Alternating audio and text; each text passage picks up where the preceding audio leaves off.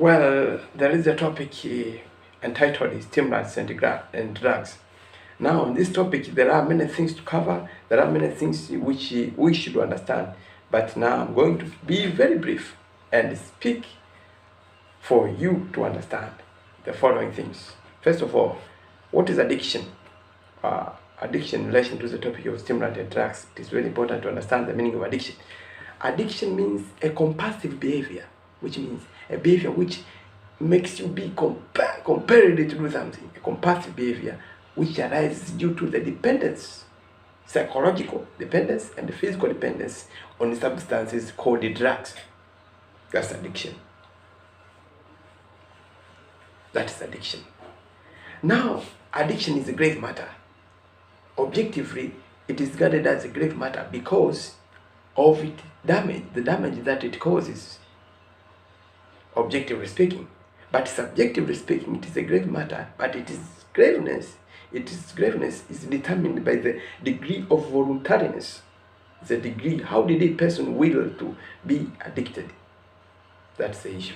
Now let us talk about stimulants. What does a stimulant mean? A stimulant is anything which excites the body, which stimulates the body. And what does it mean to stimulate the body? That means to increase the mental activity and the physical activity of the body. So anything which will increase the mental activity or the physical activity of the body, that's a stimulant. Now, how is a stimulant defined in moral theology or Catholic moral theology? Anything which is taken anything taken in little quantities that is aimed at let me see, first of all, I have to be clear on this issue. If I cheat you, it's against the honesty. So a stimulant, according to the Catholic theology, it is anything or a substance that is which when taken occasionally activates energy or vitality without causing harm to the earth. So anything taken in little quantities so as to activate the body, that means to excite the body without causing harm to the health of a person. That is a stimulant according to the Catholic theology, and that's the right one.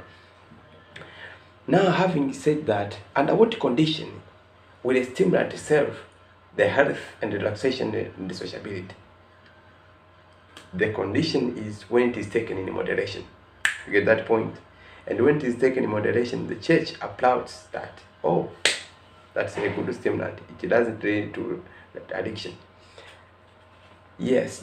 And this is what is supported and biblically, this is supported in when you consider Psalm 104, verse 15, and the first letter to Timothy, chapter 5, verse 23. They support that. Now, what is the virtue necessary for combating drug addiction? Temperance. Now let us speak about drugs. What is the difference between a medicine and a drug? A drug is something that has a medicinal value, but highly addictive.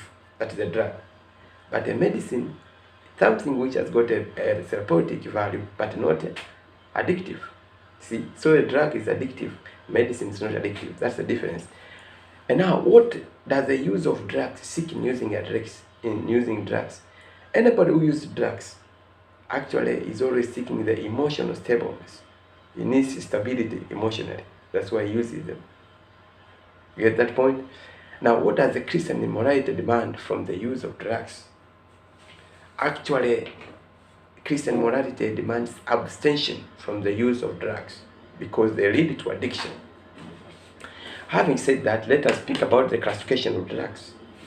I told you drugs lead to addiction, but medicine doesn't lead to addiction, isn't it? Panadol and aspirin can't make you be addicted. But marijuana, though called a drug, it will make you addicted if you use it. Now let us speak about the classification of drugs. Here we have got 4 classes of drugs. We have narcotic drugs. Narcotic drugs, from the Greek word narco, which means I benumb, I make a person powerless in feeling the sensation. Narcotic gets the meaning of making a person powerless in feeling the sensations. That's why it is regarded as narcotic. So it reduces the pain. It makes a person can't feel the pain. He's powerless in feeling the pain. And so it induces sleep. It makes the person sleep. So you can't feel the pain. That is narcotic. Can't feel the pain. Narcotic. Seductive. Drugs which are seductive actually draw a person, makes the person to withdraw from the duty. They seduce him and he leaves the duty. So those are seductive. They seduce. They make a person leave a duty and turns to them. And that's why alcohol is regarded as seductive, because it makes a person get away from the duty. Now we have talking about narcotic seductives. Now let us speak about the third class, which is stimulants. Stimulants actually, what I told you, these stimulants actually excite energy, makes a person feel at high peaks of energy, be excited. And under this class of stimulants, we have the amphetamines, they excite a person. And we have got psychedelics and the psychedelics.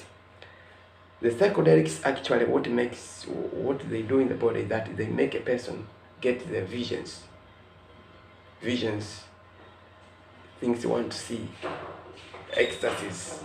These are psychedelics. Now let us see the causes of drugs addiction. The cause of drug addiction is the lack of value in life. A person gets money, but he cannot know where to put it, so he seeks pleasure in drugs. Lack of value, lack of motives, lack of goals in life. And the third reason for drug addiction is that pleasure seeking pleasure all the time. Starting from food, now you finish eating food, you go to dance, you might finish dancing, you take the other pleasure seeking until you get into drugs. And the third reason, that guilt can also make a person get into drug addiction, because with the guilt a person feels emotionally unstable. Now he seeks drugs so as to get emotionally stable. You get me? Yes. The fourth cause is that loneliness. Loneliness makes a person be emotionally unstable if he is not connected to God. By the way, I have to say this: if he or she is not connected to God, loneliness can make him feel emotionally unstable. And to seek the stability, it takes drugs. So that's the cause.